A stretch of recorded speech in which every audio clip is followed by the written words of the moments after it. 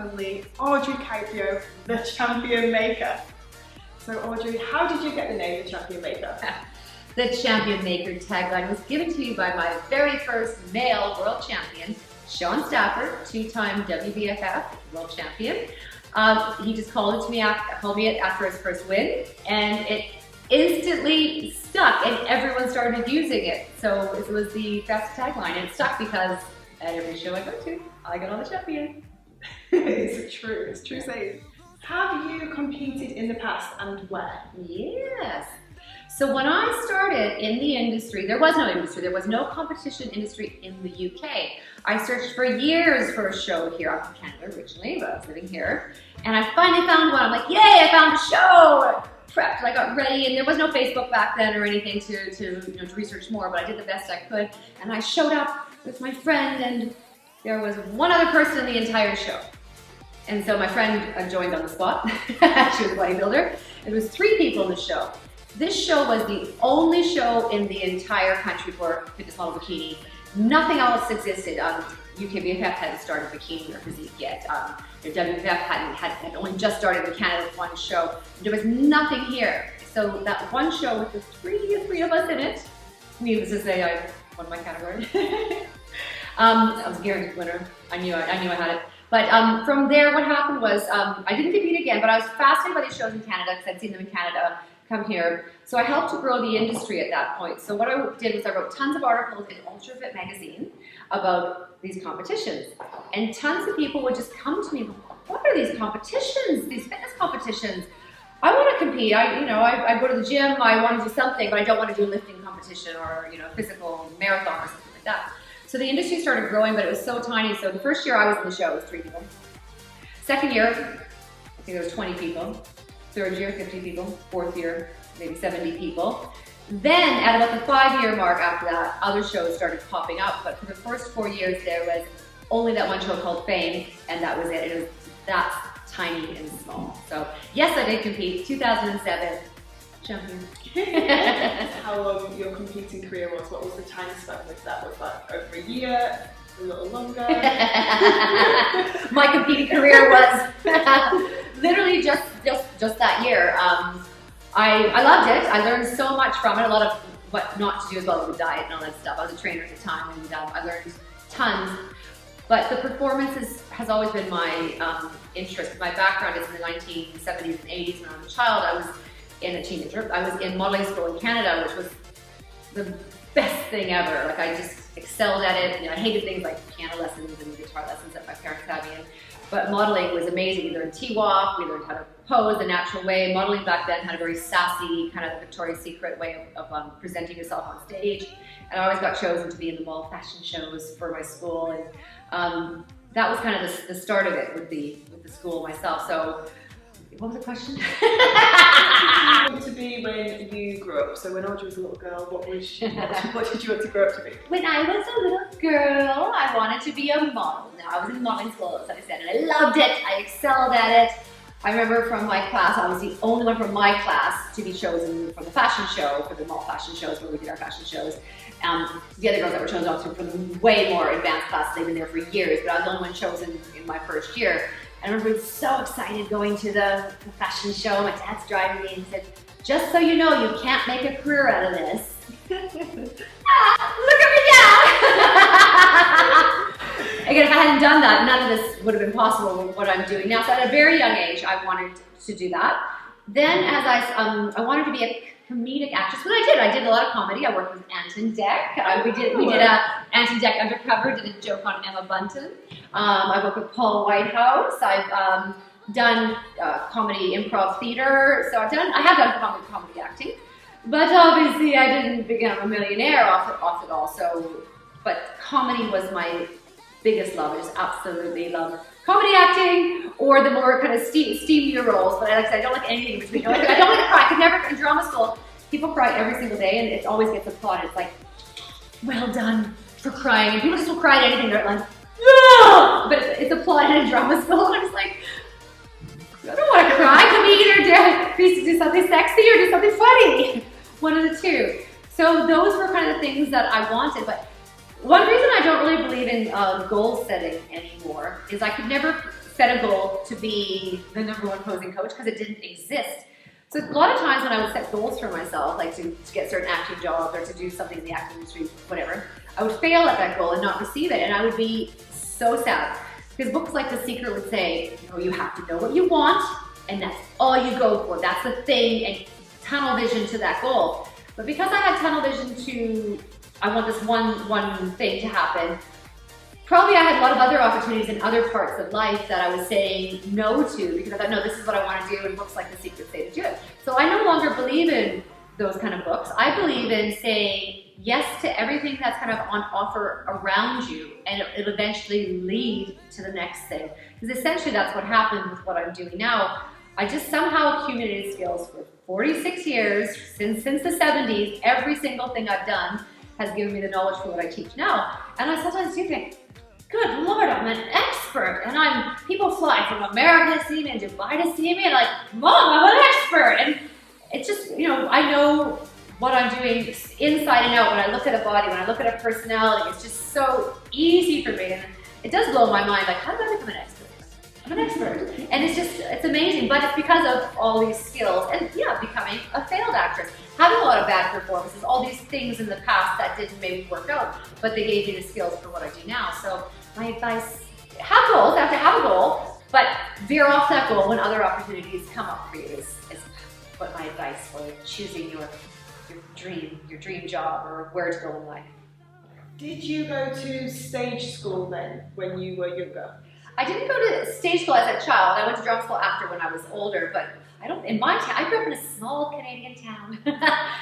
We didn't have stage school. I wouldn't have been, no, I didn't know that existed until I came to England. No, I was older than I wasn't in stage school, but I never heard of that.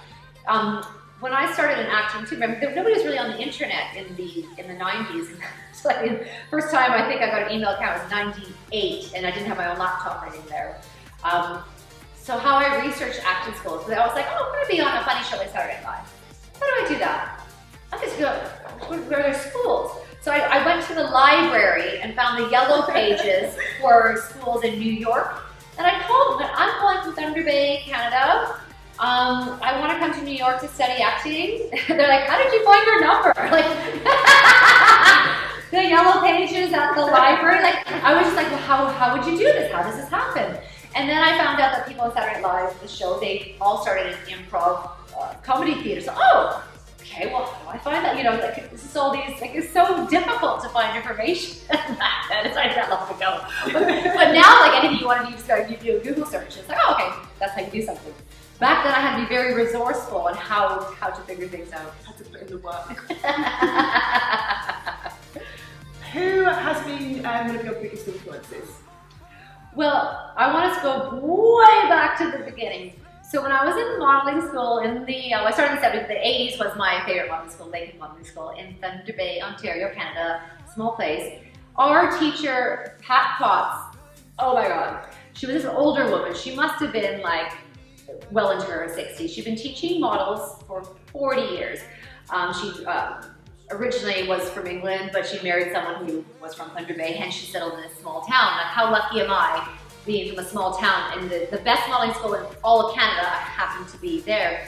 And she just had this amazing energy, and I can still see her going, hey girls, more energy on the T-walk, and just, I have vivid memories of her teaching us.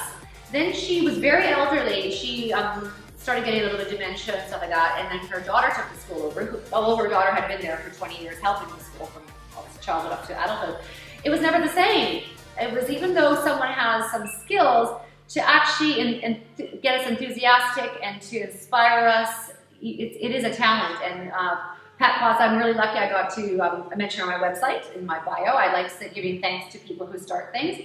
I mentioned in my bio, and also when I wrote articles for UltraFit magazine, I talked about my beginnings, and I got to mention her there. So even though she's been in heaven for decades now, she was my first start, and it was the only thing I really excelled at as far as like after school activities went.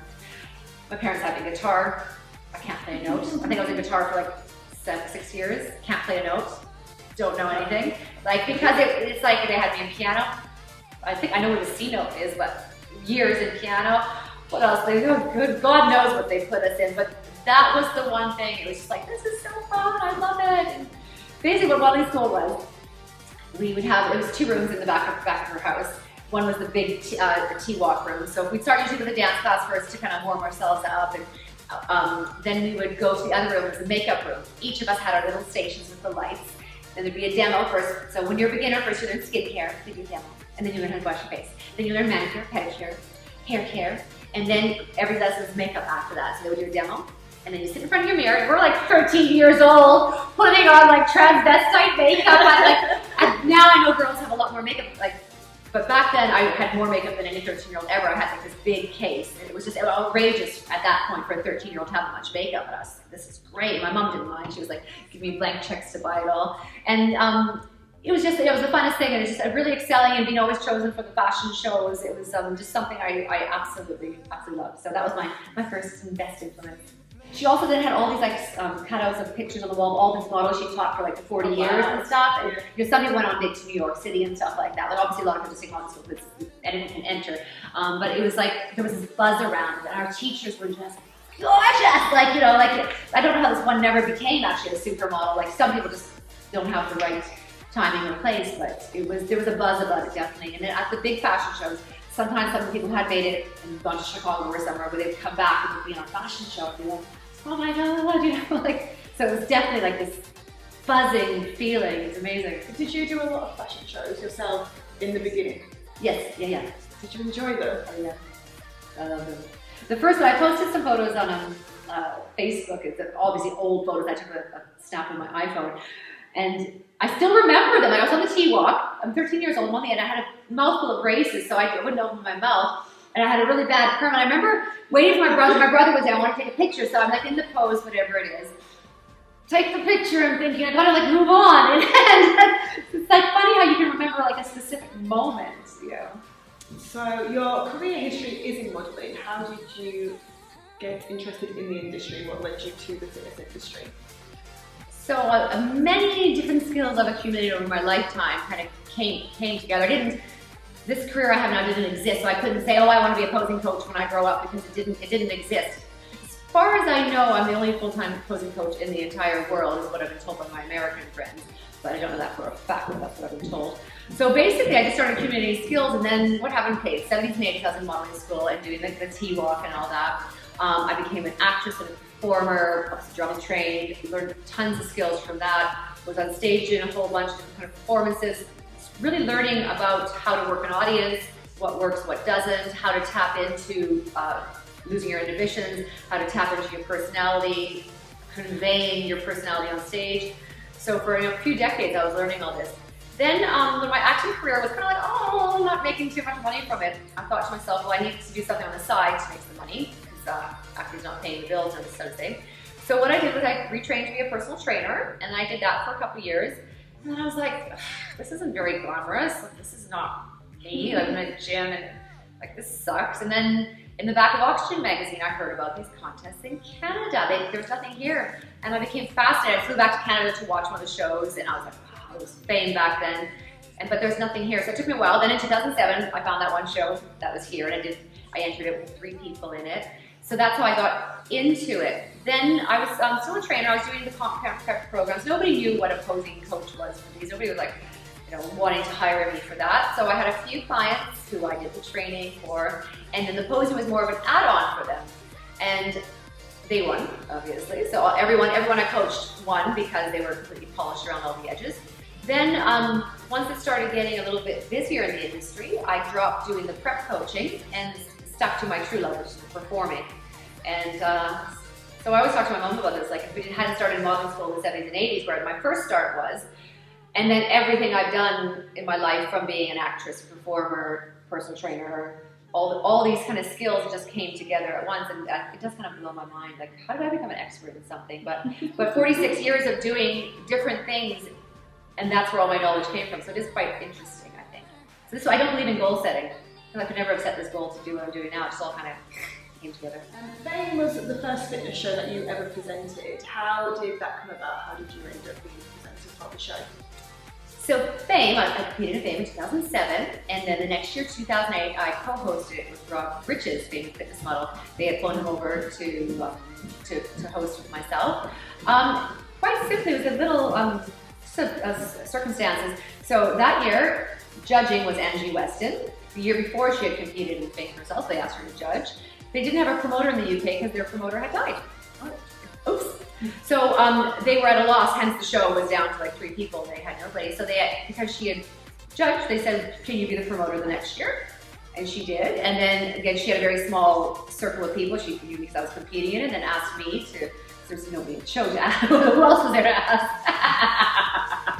And then just from there, and then I would help grow her show because I was writing these articles in Ultra magazine and bringing those people to her show. So then the next year it got busier, and then so I've been on posting since then. And then that's what led you to go and host at Miami Pro. Yep. Yeah. So Angie started with Fame, and then she had her own vision for Miami Pro and started her own federation, and It is what it is today. Yeah.